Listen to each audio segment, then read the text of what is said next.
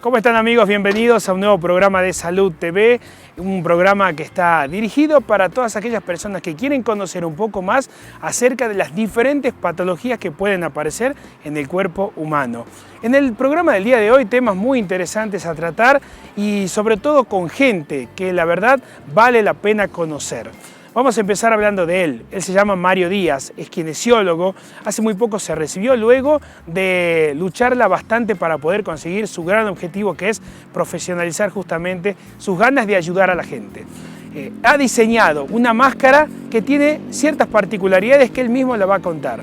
Nosotros podemos decir simplemente que va a ayudar a mucha gente a poder mejorar su calidad de vida. Mario Díaz, en esta entretenida y encantadora nota que hemos tenido la posibilidad de realizar con él, presentando este proyecto que seguramente va a ayudar a muchos chicos.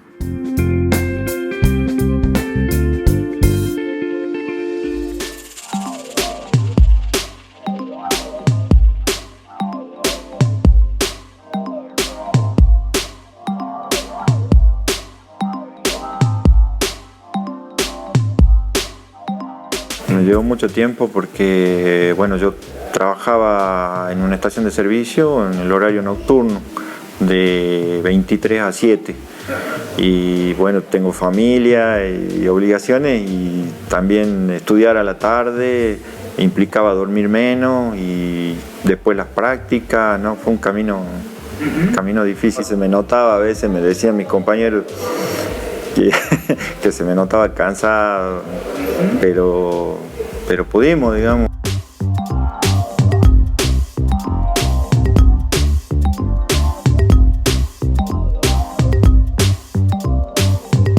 No pensé en abandonar, sí me costó muchísimo a veces retomar porque ciertas situaciones de la vida me llevaban a que deje de estudiar un año, 2 años, volver de nuevo era difícil. Retomar siempre es difícil, pero se puede, digamos, con el apoyo de la familia, se puede, porque la verdad que tuve mucho apoyo y sobre todo en el último tiempo que me apoyaron mucho para que termine, porque a veces ya en el último tramo parecía que ya no llegaba y me decían seguí, hasta que, gracias a Dios. Sí, bueno, y mi familia, mi señora, que la verdad que me apoyó muchísimo.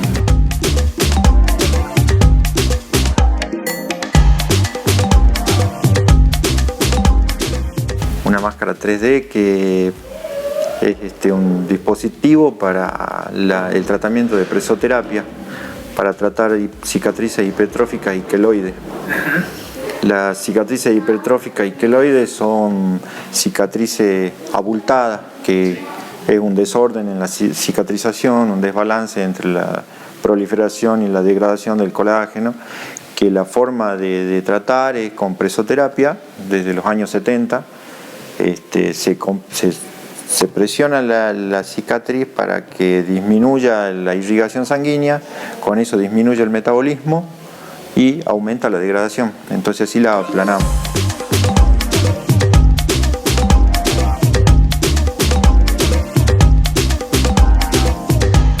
Un brazo lo podemos vendar.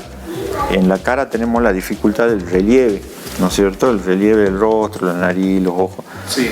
Es lo que motiva este proyecto. Y se me ocurre la idea a partir de un paciente que teníamos inconveniente, un niño de 5 años, que teníamos inconveniente justamente en ese tratamiento y yo veía que no era suficiente lo que se hacía, o sea, y había que optimizar eso porque no lográbamos hacer un buen tratamiento en rostro. A partir de la idea fue primero investigar, me quedé con la idea inconclusa porque no tenía cómo unir esto de... Yo sabía que tenía una impresora 3D que me podía hacer esta máscara y tenía el paciente, pero no había nada que me una, que me lleve a poder hacer la máscara hasta que descubrí el escáner, digamos, el escáner 3D, que fue la solución a ese problema, al problema de mi idea, digamos. Pues era lo que faltaba. Era lo que faltaba para complementar, para poder decir, bueno, con esto puedo hacer la máscara. Llevó tiempo, llevó casi 3 meses de investigar, primero investigar materiales, si el material me iba a servir, no me iba a servir, de hacer muestras de imagen, de probar el software, de hacer uso del software. Cada escaneo, el software que yo utilizo garantiza que el tamaño se conserve cuando se genera el objeto 3D, pero también tiene un costo que hay que pagarlo en dólares. No es mucho, pero se paga.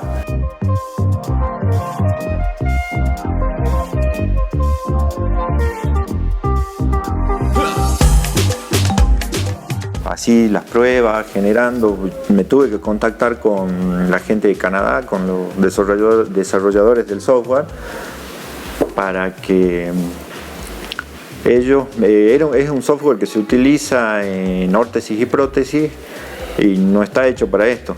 Entonces me generaba algunos inconvenientes que fuimos charlando, había gente que hablaba en español y me fueron guiando, hicimos una conexión remota un día. Entraron ellos a mi computadora y me mostraron cómo cambiar la configuración para que yo pueda hacer lo que yo quería. Y a partir de ahí ya se solucionó el problema y digamos, pude poner en marcha la máscara. Por ejemplo, ese niño de 5 años, llevaba 3 años de evolución y seguía en tratamiento. Bueno, son tratamientos largos, pero con estos métodos intentamos que sean lo más cortos posibles, digamos. Todo el tratamiento en general de presoterapia, ¿no? O sea, no porque sea la máscara va a ser diferente, digamos. El tratamiento de presoterapia lleva 6 meses hasta 1 año y 2 años también. La bibliografía dice que en el momento tiene que ser el uso continuo, pero con el tiempo después se va, según tiene que ir acompañado todo este tratamiento de un trabajo multidisciplinario. Seguramente el especialista que lo esté tratando va a ir a lo largo del tiempo regulando el uso, porque también tiene que, en los niños, la diferencia es que el niño crece, la diferencia con el adulto. Y entonces puede haber retracciones de la mandíbula, entonces se trabaja con odontología, se trabaja con los psicólogos también, con fonoaudiología. Entonces es un trabajo complejo, porque el niño, esa es la gran diferencia, ¿no?, del niño y el adulto, que el niño va creciendo y ese es el gran desafío.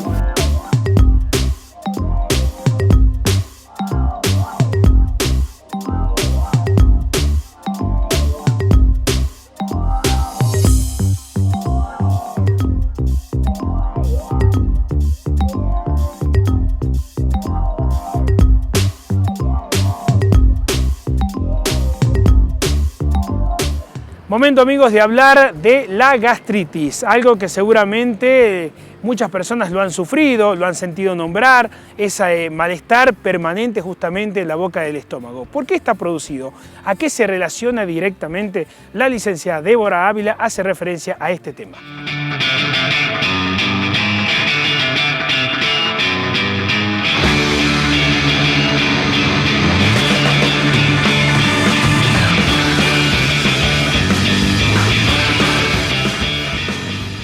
Hoy en la actualidad cada vez se observa más este tipo de patología. La gastritis, sobre todo, empecemos, es una inflamación en la mucosa gástrica. Se puede dar por diferentes factores. Uno de esos factores es la dieta, sobre todo, una mala dieta basada en hidratos de carbono y sobre todo en grasas, pero en grasas modificadas por calor, ¿sí? Pero también la gastritis se puede producir por una alteración, puede ser autoinmune, puede ser secundaria a otra patología, que de alguna manera refleja, se puede producir una gastritis. También puede ser producida por el autoconsumo de medicamentos. Muchas veces cuando un paciente se siente adolorido de algo, solo se medica, que está muy mal eso, pero muchas personas lo realizan. El alto consumo de medicamentos también puede llevar en excesiva cantidad a que se produzca una gastritis. la gastritis y la inflamación de la mucosa gástrica. Pero lo que más me vamos a apuntar ahora, y sobre todo yo como licenciada en nutrición, es en el alto consumo de grasas saturadas, de grasas en sí, modificadas por calor, ¿sí? ¿Cuáles son las grasas modificadas por calor? Justamente son los salteados, las frituras, ¿sí? Todas las preparaciones que llevan este tipo de cocción son los que producen una alteración a nivel gástrico.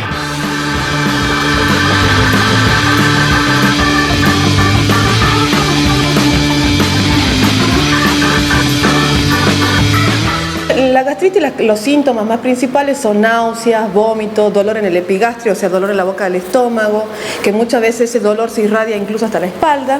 La persona no sabe a qué se debe, siente ese malestar, cada vez que consume alguna comida siente un malestar estomacal que produce náuseas y vómitos, como le decía. Cuando van al médico se dan con que es una gastritis que puede ser producida por diferentes causas, ¿sí? Que es la que les expliqué hace rato. El médico le hace el diagnóstico y ver de acuerdo a eso qué tipo de gastritis hay, porque hay distintos tipos de gastritis. Tenemos la crónica y la gastritis aguda. Se la clasifica así por el tiempo que tiene determinado. Por ejemplo, la gastritis aguda es la que le da esos dolores punzantes, pero termina al rato, ¿sí? La gastritis crónica son aquellas gastritis que durante todo el día incluso están con ese malestar estomacal que uno le dice, bueno, siguen con ese malestar y que esa se la considera como gastritis crónica, incluso se alarga por más periodo de tiempo, por semanas incluso, ¿sí? Cuando van al médico, el médico, de acuerdo al tipo de gastritis que tenga y al grado de severidad que tenga la gastritis, le hace tratamiento farmacológico. Junto al tratamiento farmacológico comienza también el tratamiento nutricional, ¿sí? Que es muy importante aquí qué alimentos voy a seleccionar para que no me produzca más ese dolor o ese malestar. Porque un paciente con gastritis lo primero que tiende a hacer es tener miedo a comer, ¿sí? Entonces tienen miedo que le vuelva esos dolores, tienen miedo a ese malestar por ciertas comidas que come, entonces piensa de que no comiendo es lo mejor y empiezan a bajar de peso y empiezan a tener otros problemas secundarios, ¿sí?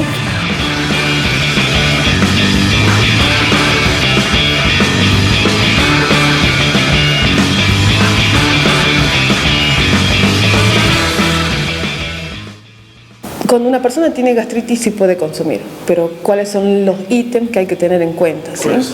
Bueno, primeramente cambiar la forma de preparación. Si era hábito mío consumir salteado, fritura, todos los fines de semana bebidas alcohólicas, sobre todo en la juventud, todos esos alimentos son los que tengo que restringir. ¿Sí? Sí o sí, esos alimentos están fuera de la dieta. Tenemos que tener en cuenta que los alimentos ricos en grasa tienen mayor permanencia en nuestro estómago. Al tener mayor permanencia en nuestro estómago produce más ácido clorhídrico.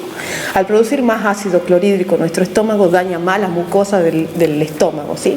O sea, más la mucosa de la pared estomacal.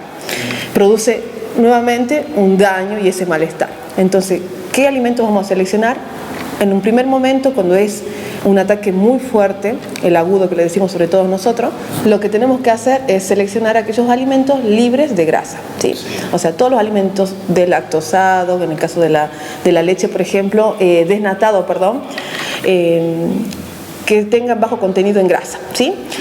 Después, ¿qué tipo de aceite? Los aceites sí puedo consumirlo, pero no frito, sino aceite crudo. Es muy importante el consumo de aceite crudo para un mejor funcionamiento de nuestro intestino, ¿sí? Y después, sobre todo, la fruta y la verdura. Como le dije, mientras más permanencia tengan los alimentos en nuestro estómago, más ácido produce. Al haber más ácido clorhídrico, más daña a nuestro estómago, más dolor. Entonces, en cuanto a las frutas y las verduras que seleccionamos, van a tener que ser todas modificadas por calor, o sea, nada crudo. Bien. Todo hervido. ¿Por qué todo hervido? Porque al ser todo hervido, la celulosa y todos los componentes de las frutas y las verduras están modificadas por calor, tienen menos permanencia en el estómago, menos me produce ácido clorhídrico, menos dolor también tengo yo.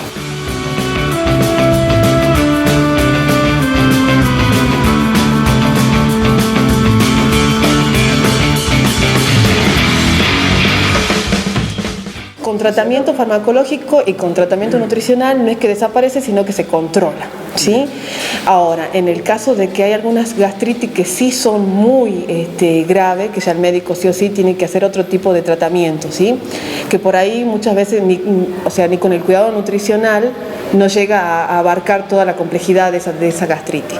Pero eso ya lo va determinando el médico. Por eso esto siempre se trabaja multidisciplinario, tanto con el médico e incluso en algunos pacientes hasta con psicólogos, porque como le dije, el dolor es tan fuerte que los pacientes mismos, no quieren consumir por miedo a que les vuelva a producir ese dolor. Entonces, todo con un trabajo multidisciplinario, ¿sí? Es muy importante sobre todo eso. Que se cuiden sobre todo en las bebidas alcohólicas. Muchas veces piensan de que son mejores por consumir bebidas alcohólicas y no saben el daño que se están haciendo a futuro, ¿sí? Las bebidas alcohólicas realmente, yo no le digo que está prohibido, pero siempre controlándose, ¿sí? El comer controlándose nunca está mal, ¿sí?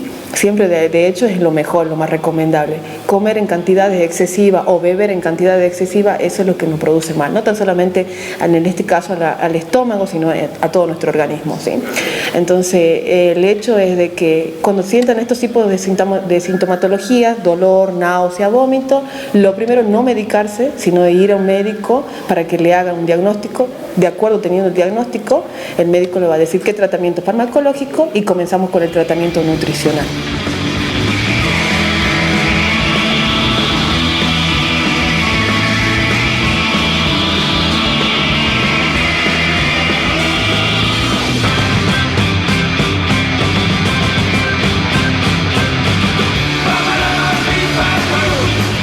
Momento de la pausa, amigos, darle paso a nuestros auspiciantes y en minutos continuamos con mucha más información.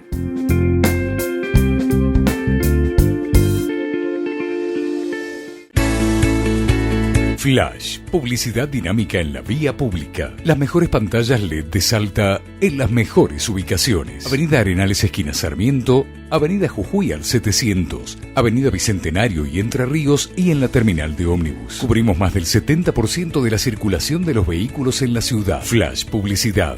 Cotizaciones a medida. Llámenos al 426-0129 o 156-855-068. Ahora pedir un turno con tu médico es mucho más fácil. SaludTVSalta.com.ar te permite solicitarlo en 3 simples pasos. Hacé clic en nuestros profesionales. Elegí el médico según la especialidad. Completa con tus datos y recibirás la confirmación en tu cuenta de mail o a través de un mensaje de texto. Cuando se acerque la fecha solicitada, el paciente recibirá un aviso recordatorio con el día y horario pactado. Las diferentes especialidades en un solo clic. SaludTVSalta.com.ar, donde la salud ocupa el primer lugar. Medicina Norte te ofrece la mayor variedad de instrumental y equipos médicos. Tensiómetros, estetoscopios, nebulizadores y todo lo mejor en materiales descartables. Nos encontrás en Avenida Belgrano 680 o comunicate al 431-1231. Medicina Norte. Recibimos todas las tarjetas. OSPE, Obra Social de Petroleros. Desde 1996 crecemos sin olvidar nuestro origen. Valoramos y defendemos el principio solidario, garantizando un completo acceso a la salud. 390.000 afiliados nos eligen y recomiendan en todo el país. En el NOA cuidamos la salud de más de 38.000 beneficiarios y contamos con 7 delegaciones en la región. Nos esforzamos cada día para mejorar la calidad de nuestros servicios. Ingresá en ospesalud.com.ar para operar online de manera ágil y segura. Autorizar tus órdenes, abonar tu factura, actualizar tus datos es muy fácil. OSPE, dedicados a cuidarte.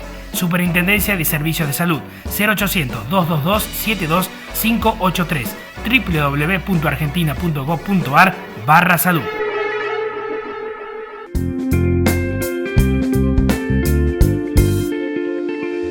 Continuamos, amigos, en nuestro programa y es momento de hablar sobre la cirugía de Parkinson. El doctor Juan Manuel Rián hace referencia a este tema para que conozcamos un poquito más a quién está dirigida, qué tipo de pacientes pueden realmente someterse a este tipo de práctica. Desde el Sanatorio El Carmen nos brindan esta información.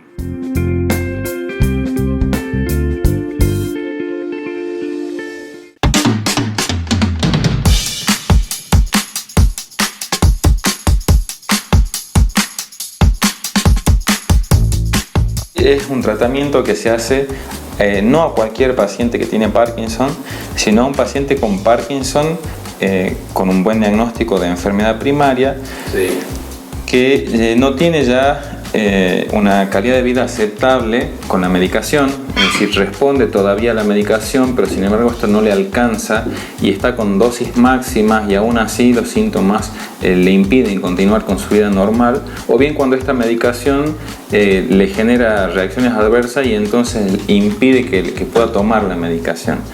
Entonces la cirugía en sí lo que hace es colocar un estimulador. Sí, son unos electrodos que entran en unos núcleos especiales del cerebro.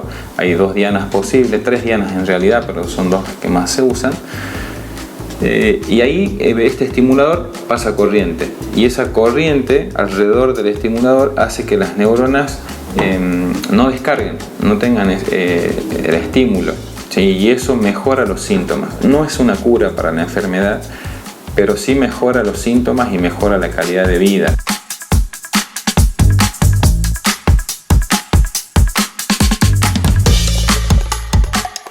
La enfermedad igual progresa porque anatómicamente va degenerándose el cerebro en los pacientes con Parkinson y a la larga vuelve a empeorar en algún momento, pero en el momento de la cirugía el paciente mejora su calidad de vida y le gana años a la enfermedad. Puntualmente ayuda mucho con los síntomas, ¿sí? Sobre todo con los síntomas motrices que tienen los pacientes, el temblor, la facilidad para caminar, para poder comer, poder vestirse, poder bañarse, poder hablar, ¿sí? En ese sentido mejora bastante la cirugía.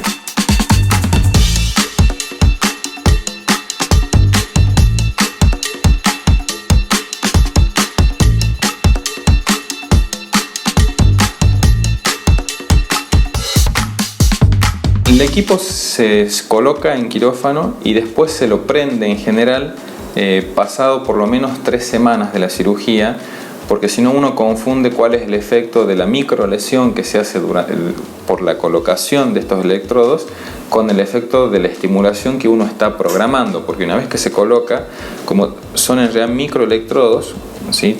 Son en la punta de ese catéter que uno baja hasta estos núcleos, hay 4 electrodos y uno eso lo puede ir variando, hay que regularlo de alguna manera, aumentando el voltaje, disminuyendo el voltaje, la amplitud, prendiendo uno, apagando el otro. Y para poder hacer eso bien uno tiene que estar sin el efecto de la cirugía. Entonces el paciente en realidad mejora un poco por la lesión misma que hace ese electrodo cuando entra en el cerebro, pero después empieza a empeorar a lo largo de 2 semanas, ya vuelve a su situación anterior y ahí es cuando se prende el estimulador y entonces comienza a mejorar. Como el cerebro tiene un periodo de adaptación a esta estimulación, no se le pone un voltaje alto de entrada, sino que se va subiendo de a poco el voltaje del equipo. Entonces lo normal es que se suba, se le dé al paciente unas 2-3 semanas con ese voltaje, el cerebro se acomoda y se le vuelve a subir el voltaje y entonces aproximadamente a los 2 meses ya el paciente está con la programación que debe estar y con la mejoría que uno espera.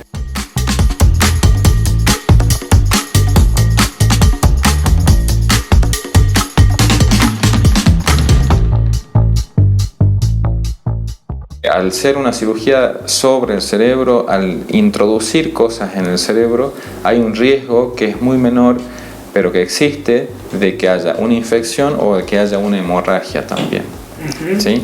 Algunos pacientes que ya tienen un deterioro cognitivo, que ya están perdidos o que ya su enfermedad está demasiado avanzada, pueden empeorar incluso, entonces esos pacientes no son candidatos a la cirugía. La cirugía se está haciendo en todo el país, en Salta ya se hizo una, se está por hacer otra también, pero es una cirugía ya conocida en todo el mundo, se hace más de 20 años. Sí, entonces ya está demostrado que funciona y que sirve. Cada caso es puntual, no todos los pacientes con enfermedad de Parkinson son candidatos a la cirugía, obviamente, sino el paciente que ya con la medicación no está llevando una calidad de vida aceptable y no está logrando beneficios.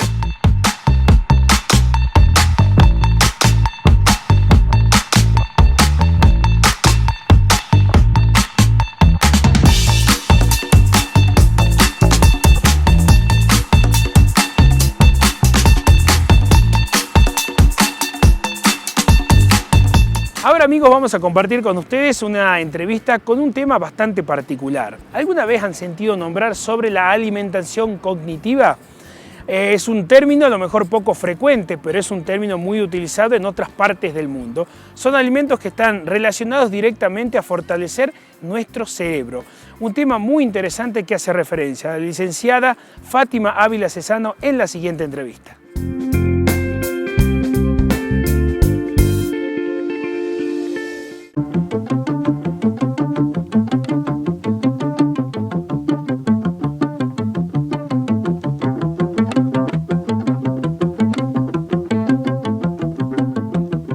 La alimentación cognitiva básicamente suena difícil, pero es muy fácil de entender. Es la alimentación del cerebro.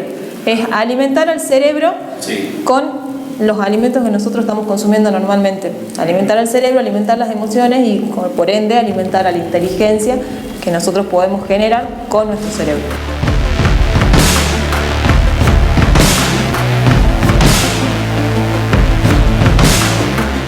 Básicamente los alimentos es en función de cada uno de los pacientes. En realidad es una alimentación muy personalizada. Tiene que ver mucho con la alimentación a base de ácidos grasos omega 3, ácidos grasos omega 6, que lo encontramos ¿dónde? En frutos secos, en pescado, en semillas, legumbres. Y básicamente la alimentación cognitiva tiene mucho que ver con una dieta que salió hace bastante tiempo, que es la alimentación o la dieta mediterránea, que combina aceite de oliva, pescado, cereales, legumbres, frutas y muchas verduras, y siempre acompañado de mucha agua.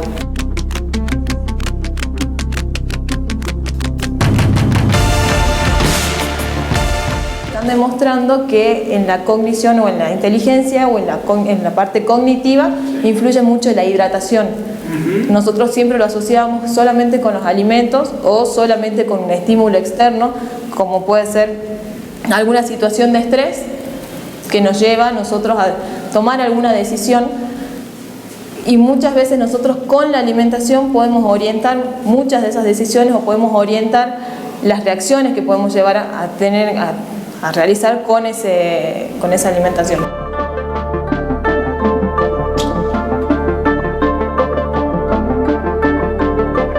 Son muchos beneficios que tiene la alimentación cognitiva. Es algo que no está muy conocido, que no se está dando mucho a conocer, pero la idea de esto, bueno, es darlo a conocer y empezar a trabajarlo. Se trabaja mucho en Buenos Aires con el doctor Manes, y obviamente en el exterior hay miles y miles de lugares donde se trabaja junto con la neurociencia. Es un pilar fundamental de la neurociencia. Esto es para todos, desde el momento de la fecundación hasta la muerte, pues nuestro cerebro se va desarrollando y se va generando permanentemente. Si bien hay estudios y teorías que dicen que hasta los 25 años el cerebro se desarrolla, nosotros usamos el cerebro hasta que nos morimos. Sí. Inclusive se utiliza como modo de prevención para enfermedades como puede ser, por ejemplo, un Alzheimer, como puede ser cualquier tipo de demencia. Sí. Se utiliza como forma de prevención la alimentación cognitiva. Y además actúa también mucho combatiendo la depresión, ¿sí? La depresión, el estrés. Entonces es algo completo y es algo para toda la sociedad. Lo ideal es desarrollarla en el momento del crecimiento, cuando el cerebro está en auge, cuando están necesitando esos nutrientes, que es el momento desde los 0 años hasta los 25, como te decía, que es el último periodo en el que el cerebro crece. Pero eso no quiere decir que después de los 25, si uno no se cuidó, lo lapidamos el cerebro y decimos no. A partir de entonces podemos seguir trabajando, pero el mejor momento es niñez, adolescencia y la adultez, el adulto joven.